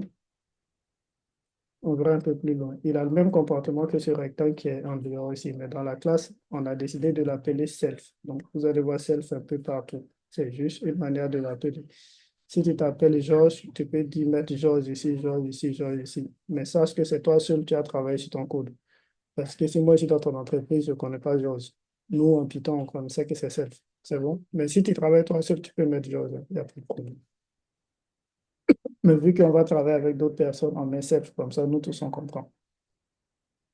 Une fois que ça, c'est bon, on va mettre quelque chose ici. Donc, on va lui dire de faire un print. Et dans le print, on va faire un F-chat et on va mettre une longueur. Je ne sais pas si c'est correct. Vous me dites. Et là, je vais mettre self point. C'est ça. Virgule et largeur. Bon, je ne sais pas qui prend un U avant l'autre. Je ne sais pas trop. Et là, c'est un petit L. Vous me dites s'il y en aura d'orthographe. OK. Voilà. Là, on a mis info, c'est-à-dire la classe qu'elle a, elle a une méthode d'instance qui est info. Donc, si on fait rectangle.info, automatiquement, on aura ces informations-là. Donc, pour tester ça, c'est très simple. Je fais rectangle 1, point, info. Ça va? Cette fois-ci, vous voyez que je ne passe rien en paramètre. Par contre, ici, il prend self. Le self qui est en paramètre ici, c'est lui qui est juste derrière là. Ça lui permet de savoir qu'il y a un self qui arrive. Donc, il va prendre ce rectangle 1 là en self et il va le passer là. On verra après si on veut ajouter des paramètres, comment est-ce qu'on fait. Si on exécute, donc vous voyez ici, il a affiché longueur 20 et largeur 10. Donc, il affiche les informations du rectangle. Donc, je peux créer un second rectangle ici que j'appelle rectangle 2. Et là, on va mettre 15 et 35 par exemple. Et on fait rectangle 2, point info. Donc, rectangle 1.info, on a 20, 10. Rectangle 2.info, on a 35, 15. J'ai une question. Dans le print, dans la fonction, je peux Bon, parler ou bien c'est bon? bon, vas-y. Moi, c'était un détail. C'était pour le. Vu qu'on appelait la longueur d'abord, tel qu'on a énoncé là, c'est le petit, c'est le grand L là qui est la longueur. Mais alors, un détail. Je pense que Ah, normalement ok. tout le monde comprend. Ok, super. Oui, En fait, moi, c'était au niveau du print là. Vous avez mis F où il y a la longueur là. Le F là, ça veut dire quoi? ah, ah, ah. Ok, très bien. Là, ok. Ça veut dire ici, je veux écrire une chaîne de caractères en. Toi, tu viens de JavaScript, c'est ça, non? Oui, oui. Voilà, chez vous, là, vous mettez $.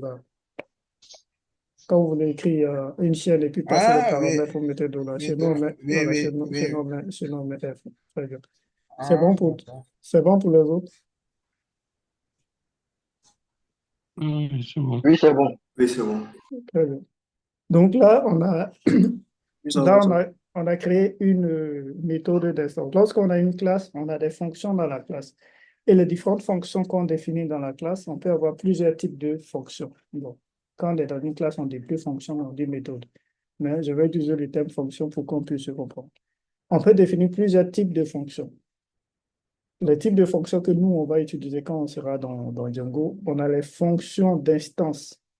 Quand on dit fonction d'instance, ça veut dire si je fais rectangle 1, la fonction s'applique si un seul rectangle. Ça veut dire la fonction est pour ce rectangle-là. Si je fais un autre rectangle, la fonction sera pour ce rectangle-là. C'est bon? C'est la même fonction info, mais qui va s'appliquer sur une instance. Par exemple, vous voyez ici, quand on exécute la fonction pour rectangle 1, il affiche que les informations de rectangle 1. Quand on l'exécute pour rectangle 2, il affiche que les informations de rectangle 2. C'est bon? Donc ça, on dit c'est une fonction d'instance. Et comment on reconnaît les fonctions d'instance, c'est qu'en paramètre, elles prennent self, simplement. OK. Si je vais ajouter des paramètres dans ma fonction, je vais juste les ajouter ici. Ici, par exemple, je peux mettre nombre, voilà. Voilà, je passe nombre. Et puis, je vais juste faire un print en bas ici. Voilà, de nombre. Et là, si je veux passer nombre, je vais juste mettre ça ici. C'est lui seul que je déclare. Je mets 10 ici. Et puis ici, je mets 80. Là, je ne mets pas self, parce que self, c'est l'instance. Donc, gardez ça en mémoire. C'est bon? Donc, on suppose que self, là, il n'existe pas, mais on le met quand c'est une méthode d'instance.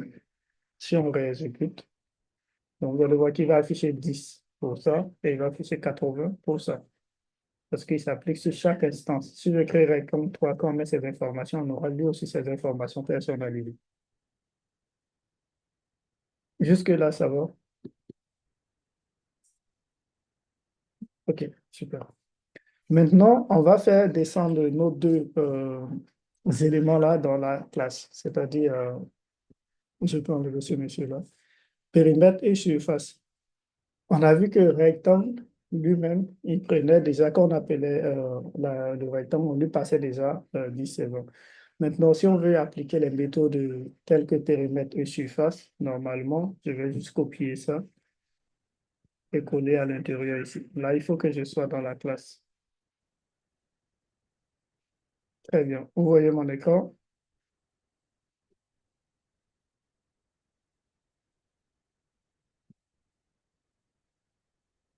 Voilà, on va connecter.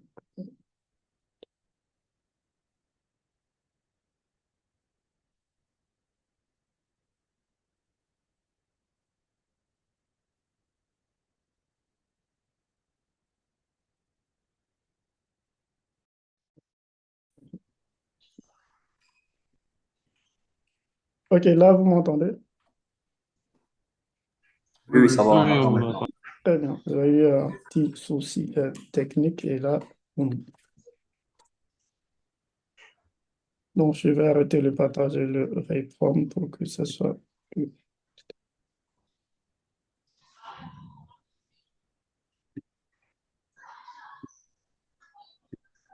Donc, quelqu'un peut me rappeler à quel moment j'ai été coupé? On en était aux classes de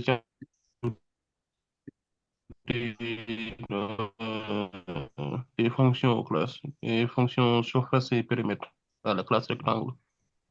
On avait ajouté le périmètre dans la classe. Ok, là, vous revoyez mon écran. Là-dessus. Hmm? Oui, on voit. Ok, très bien. Donc Oui. là, ok, donc on avait remis périmètre là. Donc, je réduis un peu ça.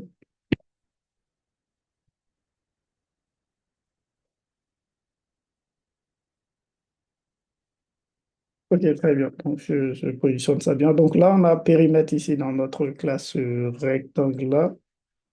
Et là, on voit que déjà, pour commencer, c'est une méthode qui va s'expliquer sur une instance, c'est-à-dire si on déclare un rectangle 1, le périmètre, c'est pour ce rectangle-là. Donc, c'est une méthode d'instance. Donc là, déjà, je vais commencer par ajouter self. Ça va? OK.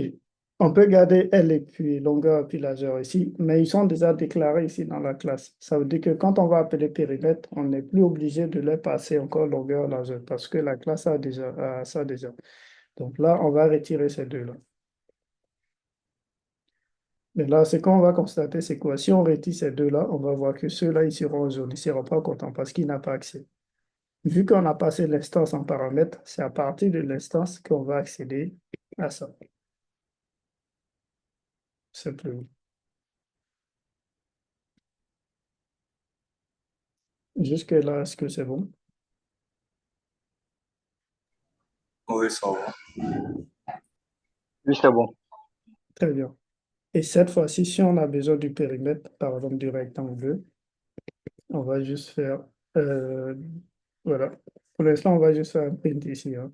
Comme ça, après, sur le return fonctionne pareillement. Juste un print, dp. Donc, s'il y a besoin de périmètre, je fais juste rectangle 2. Voilà, périmètre. Voilà. Et là, je vais essayer d'avoir moins de trucs. Donc, si on réexécute, je nettoie. La 2 given de à quel niveau?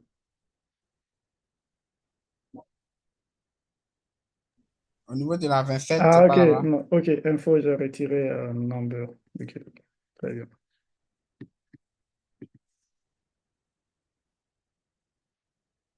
Ok, super. Donc là, on est bon. Donc, on voit ici qu'on a 100. Pour rectangle 2. Pour périmètre, on a 100. Ben, je pense que c'est correct. Donc, 15 plus 35, ça fait 50. Si on multiplie par 2, ça fait 100. C'est bon? Oui, c'est bon. Voilà, donc là, on a notre classe rectangle. Et si on décide d'ajouter la méthode, on a la méthode rectangle. Si on décide d'ajouter la méthode de surface, c'est pareil. Voilà. Donc, si vous savez déjà, on enlève tout ça. On met self. En bas. Ensuite, là, on va mettre self. Point. Et self. Voilà, c'est tout. Donc, on va affecter ça à une variable qu'on va appeler S pour surface et on va faire un print de S simplement. Vous pouvez faire le return hein, si vous avez besoin de résultats. Moi, je vais juste les afficher. Donc, on va faire rectangle 2 toujours. Voilà, surface. Voilà. Et là, si on réexécute, on a bien notre résultat qui est là. Donc, ça, déjà, dans un premier temps, vous devez pouvoir maîtriser ça, c'est-à-dire avoir une classe du passer un constructeur, ajouter des méthodes d'instance. Quand on dit instance, ce sont les méthodes qui vont s'appliquer sur chaque instance de la classe. Par exemple, tout ce qu'on a fait ici, on peut le faire pour rectangle 1, c'est-à-dire je peux faire rectangle 1, point périmètre, et rectangle 1, point surface. Donc, si on réexécute, voilà, on aura 60, 200, donc 10 plus 30 fois 2, 60, voilà, ça, 200. Donc, on a les résultats ici pour rectangle 1 et on a les résultats ici pour rectangle 2. Ça, ce sont des méthodes d'instance. On a les méthodes de classe qui s'appellent les classes méthodes. Les méthodes de classe, qui peut me dire, si vous avez compris les méthodes d'instance, qui peut me donner la définition des méthodes de classe?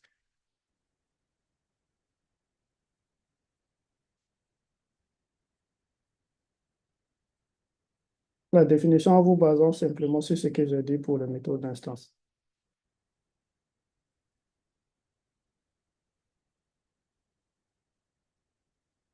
Allô, vous m'entendez? Oui, oui, oui, Oui, oui. on entend. Bon, pour les méthodes de classe, ce sont les fonctions.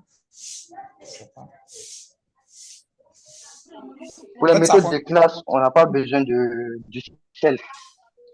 OK, donc déjà, les méthodes de classe sont les méthodes qui s'appliquent en général sur la classe, voilà, et pas sur les instances. Ça s'applique directement sur la classe. Donc, on n'a pas besoin de self. Très bien, merci beaucoup. Donc, on va juste faire un test. Donc, on va mettre description de la classe. Par exemple, on va mettre une fonction, une méthode qui va s'appeler description, qui va nous donner la description sur la classe. C'est bon. Donc, pour ça, vous devrez mettre ça, le arrobase, et puis classe méthode. Ça, arrobase classe méthode, ça s'appelle un décorateur. C'est bon. Et là, maintenant, vous pouvez définir maintenant votre classe. Donc, moi, je vais l'appeler description. Et là, au lieu de self, il prend CLS. Et CLS, pour lui, c'est la classe. C'est bon. Donc, CLS, pour la fonction ici, c'est la classe en question qu'il prend. C'est à partir de CLS qu'il pourra accéder à tous les éléments de la classe.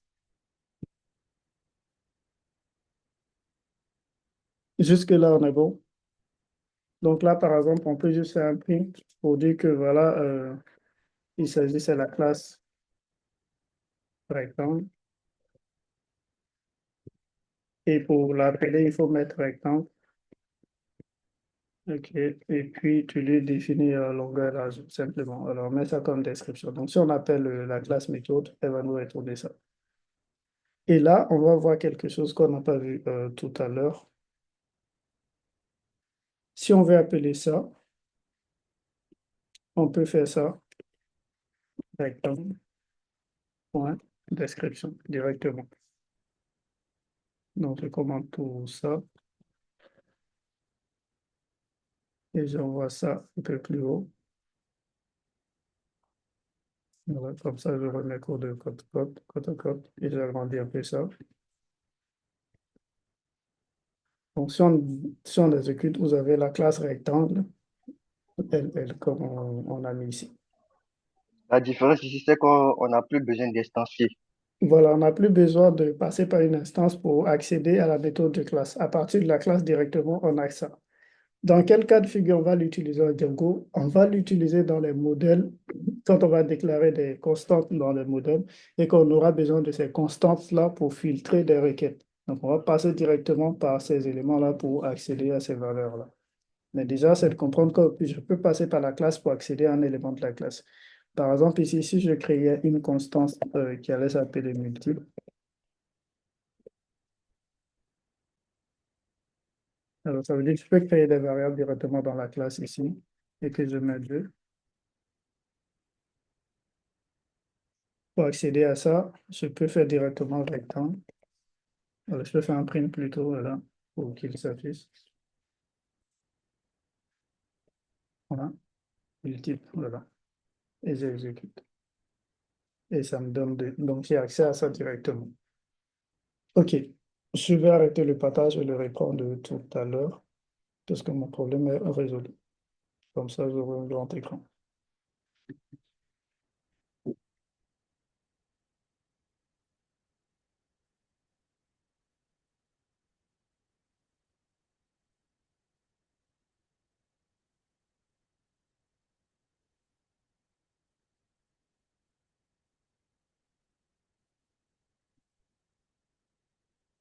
OK, là, c'est bon, vous réveillez mon écran. Oui, on vous voit. Oui, Très c'est bien. Oui, Voilà. ok, c'est bon. Oui, Mais c'est bon. là, par contre, ce qu'on ne peut pas faire, c'est quoi? C'est que je ne peux pas, depuis là, par exemple, je ne peux pas faire ça, rectangle, point, et puis je mets info. C'est bon. Ça ne va pas passer parce qu'ici, vous voyez, si je mets la souris là-dessus, voilà. Vous voyez, il me dit qu'il a besoin de self ici pour pouvoir fonctionner parce que ça va pas passer. Voilà, il ne va pas accepter. Donc, il y a le self qui manque. Donc, ça passe pas parce que le info, c'est une méthode d'instance. Donc, il faut que je crée d'abord une instance et je sais pas. Je peux faire ça directement ici. Donc, je peux mettre le 4 comme ça. Et puis là, maintenant, si j'exécute, ça va fonctionner. Parce que là, je viens de créer une instance et j'accède à l'info de l'instance. C'est bon. Oui, c'est bon. Très bien. OK, super. Là, il est 17 heures et malheureusement, on va s'arrêter là pour aujourd'hui. Et la semaine prochaine, on va continuer avec la classe. On va terminer l'héritage. Déjà, les éléments dont on aura besoin, on a d'autres, les méthodes statiques, mais on verra ça plus tard. Je vais vous partager aussi un lien et à partir de ça, vous allez pouvoir avoir plus d'informations sur les classes et on sera bon. Pour pouvoir avoir les infos, malheureusement, je n'ai pas paramétré mes mails pour vous les envoyer. Je vais juste vous partager un lien Telegram ici, que vous puissiez rejoindre un tout petit groupe. Et là, je pourrais mettre les infos pour que vous puissiez avoir accès. Normalement, je devrais vous envoyer par mail, mais je n'aurai pas le temps pour le faire. Bon, à moins que je trouve le groupe. OK, très bien, je l'ai trouvé. Et là, comment je récupère ce lien-là? OK, très bien, j'ai le lien. Samake, est-ce que Samake il est là? Je suis là, tu m'entends? Ah, OK, super. Donc là, Samake et moi, je pense que je suis bon. Donc, je vais arrêter mon partage. Et là, dans le chat, je viens de vous mettre le lien. Voilà. Donc, vous pouvez juste voilà, rejoindre et puis voilà. Après, avec Samake, on va vous partager les différents liens dans le groupe. Est-ce que vous avez des questions?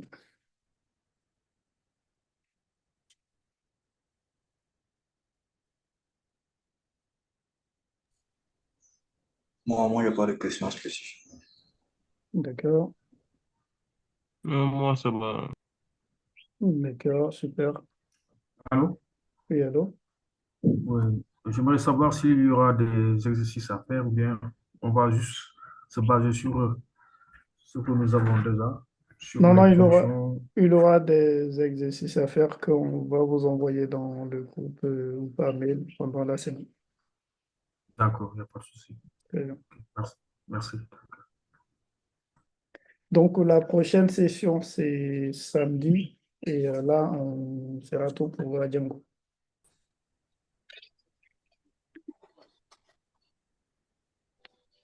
Bon, déjà, pour les recherches de la semaine prochaine, vous allez essayer de faire des petites recherches sur Django pour voir c'est quoi, comment ça marche et tout ça. D'accord. Si on pouvait avoir aussi le programme, là, on allait aussi s'apprêter au cas où. D'accord, j'essaie de mettre ça dans le groupe, comme ça, tout le monde aura accès.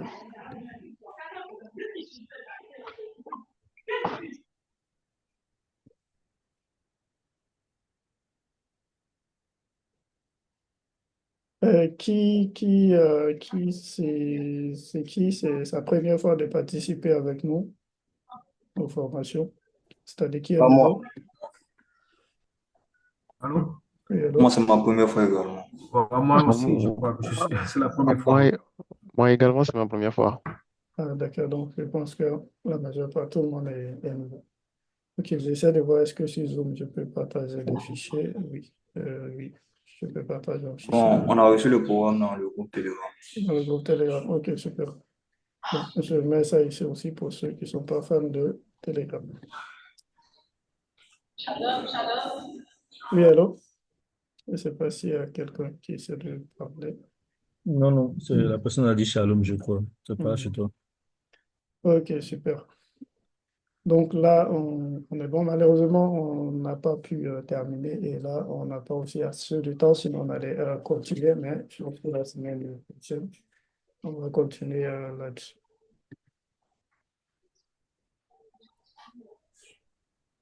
Allô? Oui, alors. Moi, je pense que vu que c'était la première